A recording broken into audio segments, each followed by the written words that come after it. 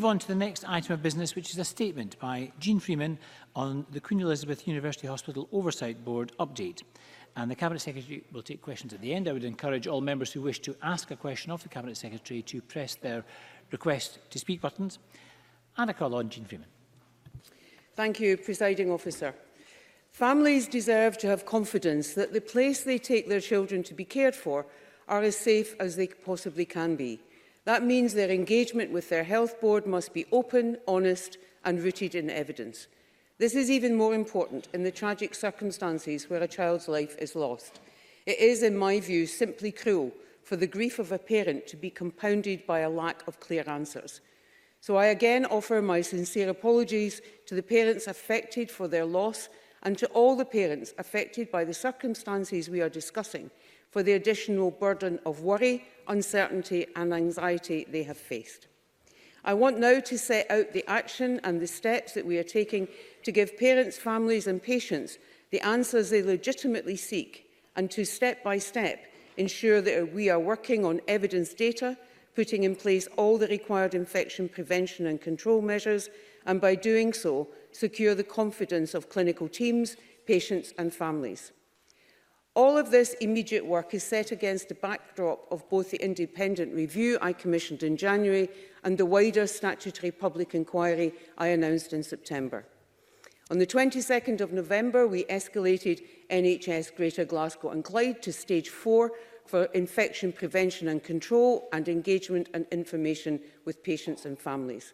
Level 4 brings direct oversight and engagement from Scottish Government to the operation of the Queen Elizabeth University campus and the Royal Hospital for Children. We have set up an oversight board reporting to the Chief Executive of NHS Scotland and to me, and chaired by Professor Fiona McQueen, our Chief Nursing Officer. The Oversight Board will ensure improvements to the systems, processes and governance in relation to infection prevention, management and control, ensure improvements to the associated communication and public engagement issues, ensure improvement to appropriate governance processes at the board, and ensure the rebuilding of public confidence and strengthen the approaches that are in place to mitigate avoidable harms. Working to the Oversight Board, we have 3 groups. On infection prevention and control, led by Irene Barkby, the Executive Lead for Healthcare-Associated Infections from NHS Lanarkshire.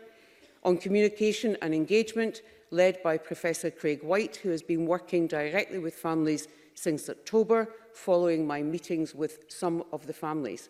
Family representatives are also part of this group. The 3rd group will consider any technical issues required. Professor White has now written to 400 parents of children seen by the Paediatric Hemato-Oncology Service to hear directly from them on their experience of communication and engagement with the board, and this statement today and any future statements, together with updates on the progress of the Oversight Board, will be made available to them. An essential and early part of the Oversight Board's work is to understand the levels of infection and review all the available information from all sources on case numbers. This work is complex, it needs to be reviewed and, of course, validated. On the 26th of November, Health Protection Scotland published its review of data sets for the years 2013 to 2019. The report confirmed a higher number of certain infections in 2017, 2018 and 2019, but concluded that the current levels of infection are returning to normal. For the most recent months of October and November 2019, the level of gram-negative bloodstream infections has been below the current average. We also instructed NHS Greater Glasgow and Clyde to provide the total number of patients with positive gram-negative blood samples within the Paediatric Hemato-Oncology Unit since the Royal Hospital for Children opened in 2015. The focus has been on infections which are associated with water and the environment, particularly those associated with environmental organisms in wards 2A and 2B in the RHC and ward 6A in the Queen Elizabeth. This data will be subject to an expert-led case-by-case review to consider the decisions taken on healthcare-acquired or community-acquired infection designation, on reporting, on action taken and on information shared and with whom. Anna Sarwar previously brought to the Chamber's attention a number of locally commissioned reports by Glasgow's Health Board. I want to thank Mr Sarwar for bringing these reports to my attention.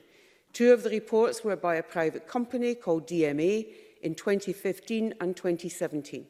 I can confirm that these were commissioned by the board but were not provided to the Scottish Government at the time of their commissioning or of their completion. The Health Protection Scotland review that we commissioned into water contamination incident in 2018 reflected the understanding of the issues, and the board produced a detailed action plan addressing all points identified. The board's action plan was published in February 2019, and the actions taken include the installation of a chemical dosing plant to treat the water systems and reduce the risk of possible contamination. I expect the Oversight Board to fully consider all locally commissioned reports as part of its work. We need to understand what has been reported and what action has been taken. Some of this work may take some time to be completed, but I am adamant that we need to move forward with that action and other steps now. I've recently met with a number of NHS Greater Glasgow and Clyde microbiology clinicians who have raised concerns. Our NHS should be celebrated, and its staff work hard to care for the people of Scotland each and every day, and their service is remarkable. I found the insights from these clinicians to be very helpful in shaping the actions we are now taking. I want to thank them not only for making their concerns known, for persisting in following their professional responsibilities, but also to thank them for accepting my invitation to work with us to consider the evidence we have, the decisions that have been taken, and the steps needed to resolve the outstanding issues. In addition, we will be writing to each of the individual families, setting out the arrangements that will be put in place to review individual cases and how families who wish to be involved in these reviews can do so. Presiding Officer, concern has been raised about the use of antibiotic prophylaxis and antifungal drugs with this patient cohort. The Oversight Board tasked one of its members, Dr Andrew Murray, the co-chair of the Managed Clinical Network for Children's Cancer Services in Scotland, to meet with a multidisciplinary team of senior clinicians for a clinician-led review of the use of these medicines on the 6th of December. The frontline team has confirmed to Dr Murray that the use of antibiotic prophylaxis is being tailored to the needs of each individual patient, and that families will be fully informed on their use and why. Presiding Officer, ordinarily the clinical lead for healthcare acquired infections is a board's medical director with the support of others, such as the Estates Department. However, as a result of considering all of the issues I've outlined today, I think that we can only begin to restore trust by taking significant additional steps.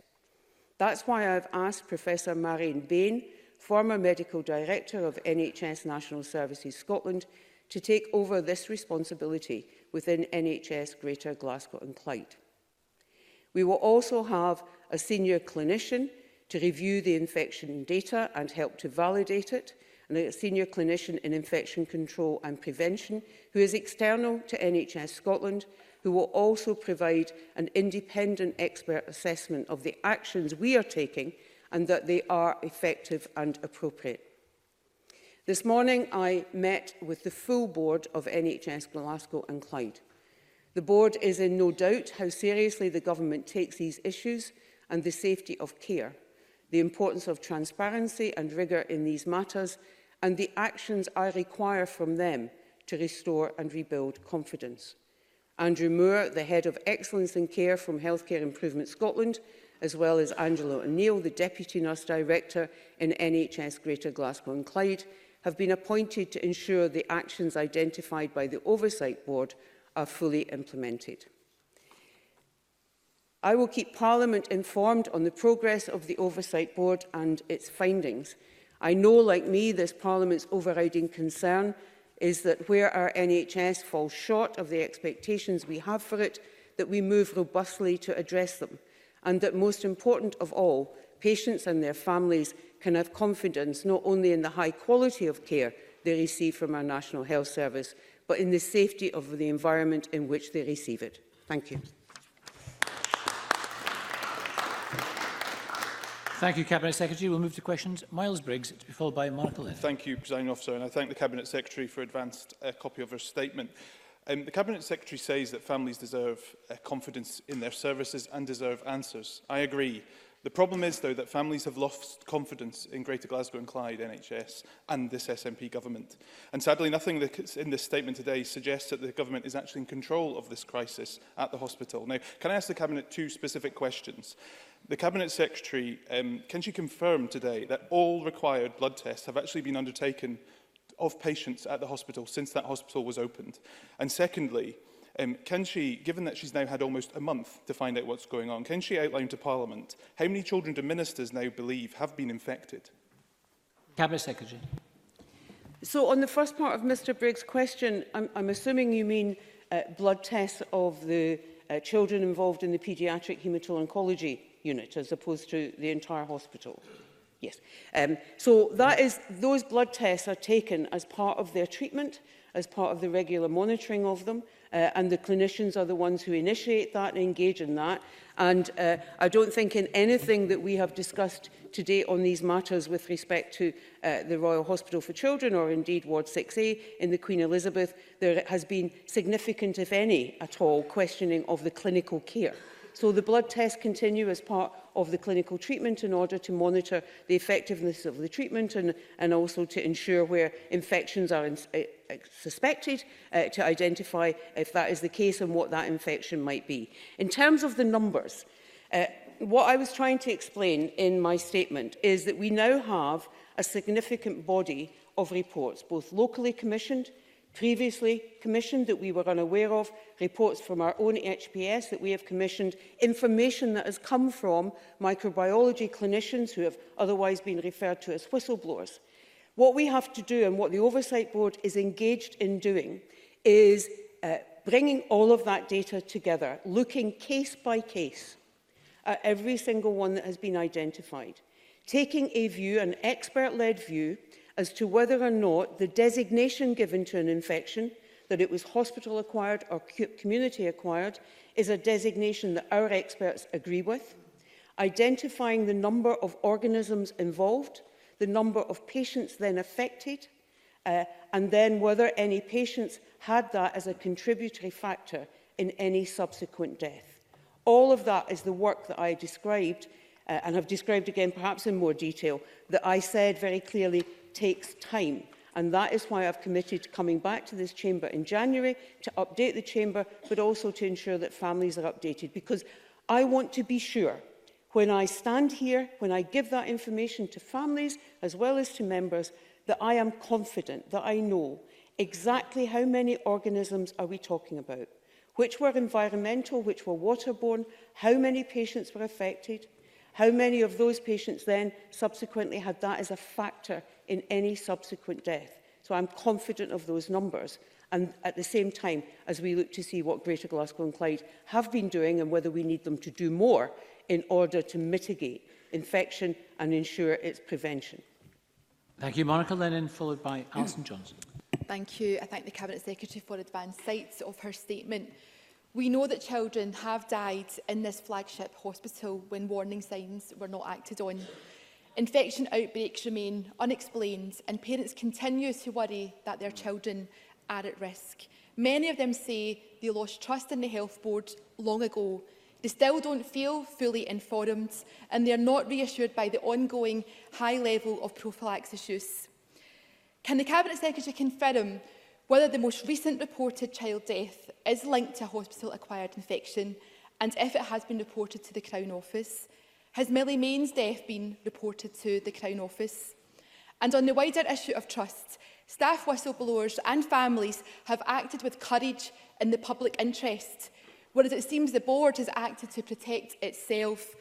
Why won't the Cabinet Secretary exercise her powers and escalate the board to level 5? She's adding people to the board, but why won't she move anyone aside? It was the right action in NHS Tayside over finance. Why is it not the right action in Glasgow when it's the safety of children and other patients that is at stake? Cabinet Secretary. Thank Ms Lennon for those questions. There were a number of them. I will attempt to go through them. Let me start at the end, if I may. I am not adding people to the board. I am bringing in external expertise to the work of government because the board is now at level 4. In order to undertake the work I outlined in my statement and in response to Mr Briggs, I am making sure that not only do we bring in that expertise and I am not looking for assurance from Greater Glasgow and Clyde. I'm looking for all the evidence from all of the reports that the experts reporting to me will forensically go through and reach their own conclusions. Where those conclusions have differed from the conclusions that Greater Glasgow and Clyde have reached, then we will pursue that. But I am also bringing in, from outside of Scotland, external expertise to validate the actions that we are taking in terms of Level 4 and the Oversight Board.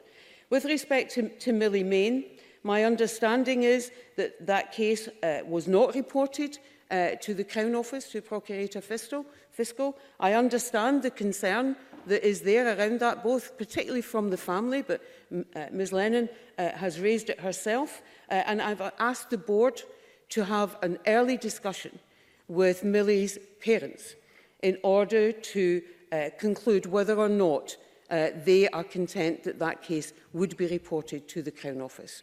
The case of Millie Main is one that is, amongst others, is particularly distressing in that that mother discovered that infection played a part in the death of her child on reading the death certificate.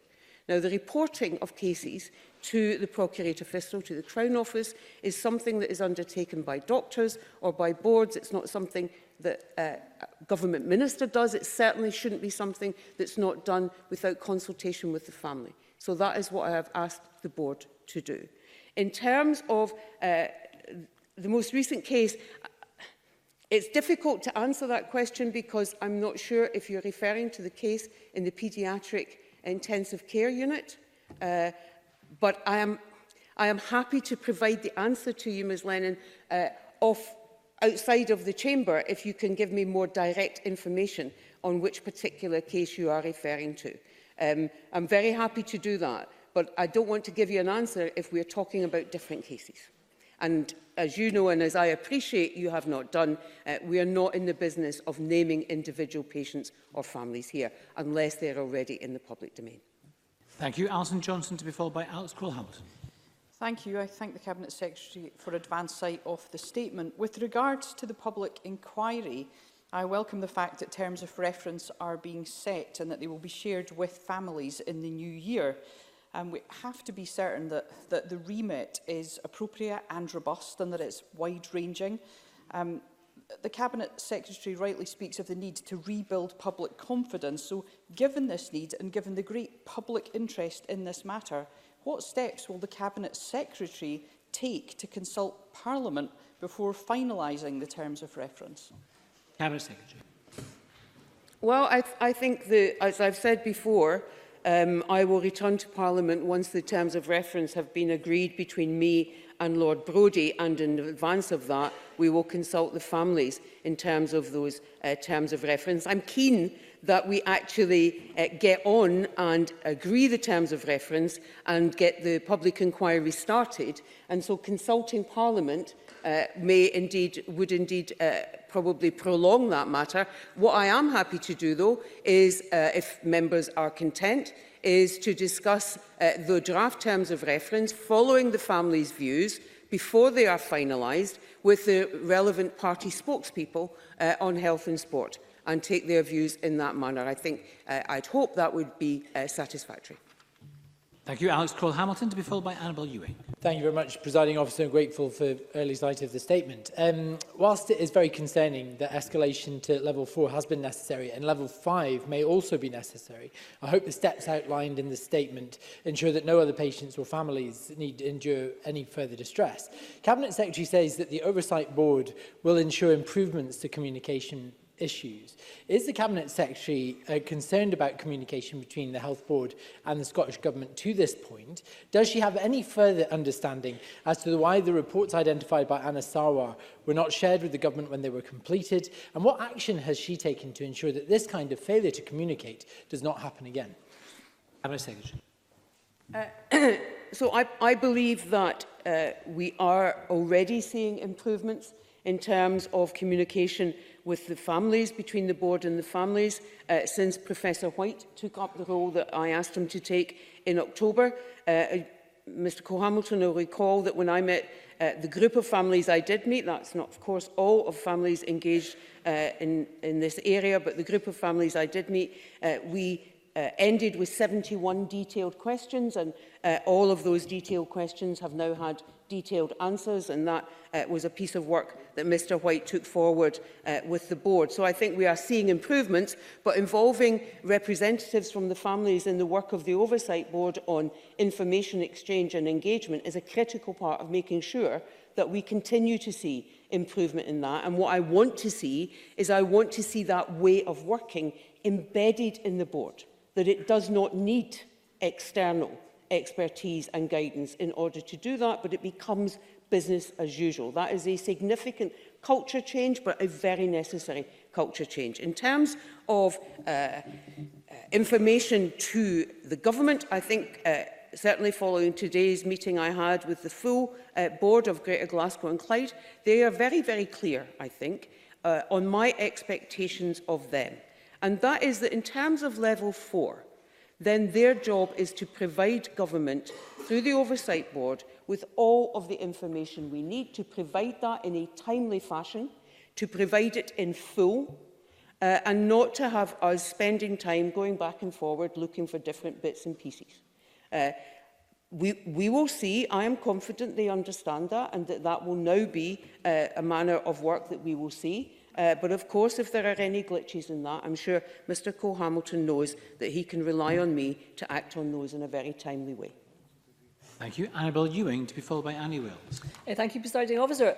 It is now surely beyond doubt that health boards must ensure that they foster a culture whereby staff feel that they can indeed raise concerns. So I would ask the Cabinet Secretary what steps the Scottish Government has taken to support such developments on the part of health boards. Cabinet Secretary. Ms Ewing is absolutely right, and I'm sure she will be aware from her interest in this and the Chamber's previous discussions about now the approval by this Parliament of the necessary steps to establish the Independent National Whistleblowing Office in the Office of the Scottish Public Services Ombudsman. The committee has taken evidence from the Ombudsman on how they will carry out that work. My previous statements that by Christmas recess we will have appointed the individual board whistleblowing champions, and there is a review on a once for Scotland basis of all our relevant HR and other policies to ensure that they are consistent across all boards. However, members know, and I've said this before, and I know that we agree on this, that having whistleblowing policies is fine, but that does not necessarily in and of themselves ensure that staff in any organisation, not least one as large as our National Health Service, feel safe, empowered and welcome when they raise issues of concern.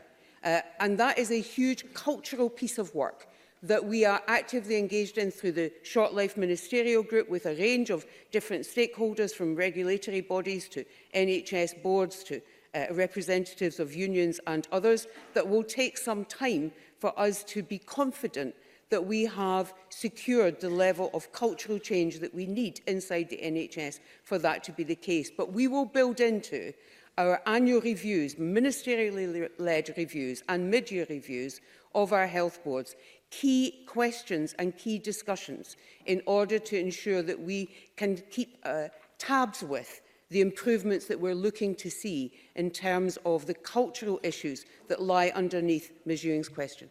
Thank you. Annie Wells, to be followed by Fulton McGregor. Thank you, Presiding Officer. Cabinet Secretary, a few weeks ago I highlighted the case of Sam, a 13-year-old tragically diagnosed with leukaemia. Sam was unable to be treated at Ward 6A at the QEUH and he was sent to Edinburgh, where he got the last available bed. Wards 2A and 2B within the RHC have been closed since September 2018. Is the Cabinet Secretary confident that these two wards will reopen in March 2020, ensuring no more patients and their families, like Sam's, have to go elsewhere for vital treatment? Cabinet Secretary. I'm grateful to Ms Wells for that question, and of course I take this opportunity through her to express my sympathies and condolences to Sam's family.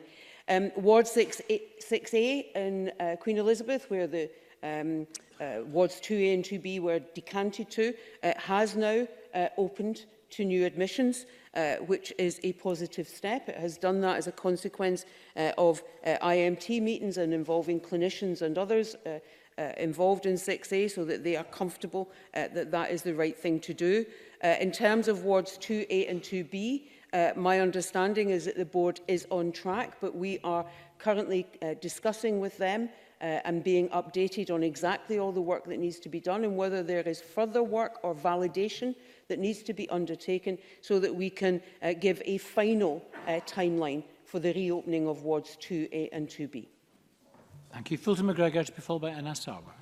Thank you, Presiding Officer. It is welcome that an external senior figure will take over infection control in Glasgow. Can I ask the Cabinet Secretary what steps have been taken to examine past cases so that the events that have been described today are not repeated? Cabinet Secretary.